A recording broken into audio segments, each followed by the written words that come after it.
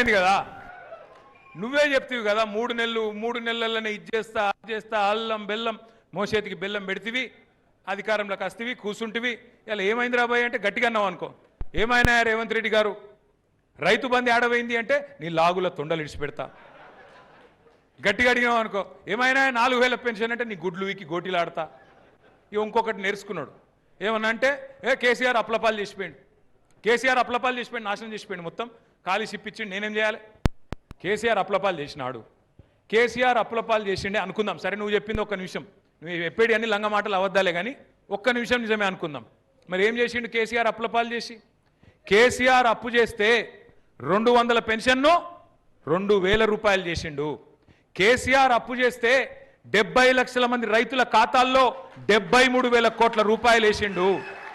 కేసీఆర్ అప్పు చేస్తే రాజన్న సిరిసిల్లను జిల్లా చేసిండు, జిల్లాకు ఒక మెడికల్ కాలేజ్ పెట్టిండు, జిల్లాకు ఒక నర్సింగ్ కాలేజ్ పెట్టిండు, జిల్లాకు ఒక ఇంజనీరింగ్ కాలేజ్ పెట్టిండు. కేసీఆర్ అప్పు చేసిండు, చేసి ఏం చేసిండు? 15 లక్షల మంది ఆడపిల్లలకు పెళ్లిళ్ళు చేసిండు. కేసీఆర్ కళ్యాణ లక్ష్మి పేరు పెట్టి అద్భుతమైన కార్యక్రమం చేసిండు. కేసీఆర్ అప్పు చేసిండు, 1000 గురుకుల పాఠశాలలు పెట్టిండు.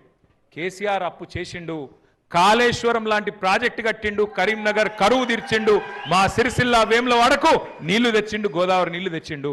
నువ్వేం చేసినావు మరి? 2.5 ఏళ్ళ ఏం చేసినావు? 4 లక్షల కోట్ల అప్పు చేసినావు. 4 లక్షల కోట్ల అప్పు. పోనీ 4 లక్షల కోట్ల అప్పు చేసినావు. నువ్వు చేసిన ఒక మంచి పని చెప్పు. 4000 పెన్షన్ ఇచ్చినవా? మహిళలకు 2500 వాళ్ళకి ఇచ్చినవా? తులం బంగారం ఇచ్చినవా? 5 లక్షల విద్యా భరోసా కార్డు అన్న ఇచ్చినవా? 10వ తరగతి పాస్ అయితే 10,000, 12వ తరగతి పాస్ అయితే 25,000, డిగ్రీ పాస్ అయితే 50,000, పోస్ట్ గ్రాడ్యుయేషన్ అయితే 1,00,000 రూపాయలు ఒకళ్ళకి ఇచ్చినవా? మరి ఏం చేసినావు?